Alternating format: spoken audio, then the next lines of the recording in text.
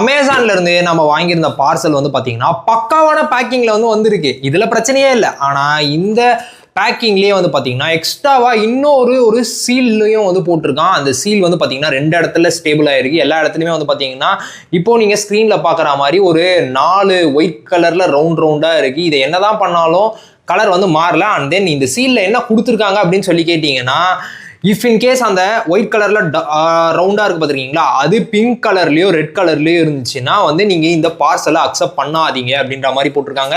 எப்பதான் இந்த வெள்ளை கலர் பிங்க் கலர்லயோ ரெட் கலர்லயோ மாறும் அப்படின்னு சொல்லி கேட்டீங்கன்னா, உள்ள இருக்க எலக்ட்ரானிக் ஐட்டம் ஓவர் சூடாகி இல்ல டெம்பரேச்சர் ரொம்ப அப்நார்மலா போயிடுச்சு அப்படின்னா அந்த வெள்ளை கலர்ல இருக்கிறது பிங்க் கலர்லயோ ரெட் கலர்லயோ மாறும். இனிமேலே நீங்க அமேசான்ல ஏதாவது ஒரு எலக்ட்ரானிக் ஐட்டம் ப்ராடக்ட்லாம் வாங்குறீங்க அப்படின்னா கண்டிப்பா இந்த சீலையும் செக் பண்ணுங்க. அது பிங்க் ஆர் ரெட்ல இருந்துச்சுன்னா அக்செப்ட் பண்ணாதீங்க.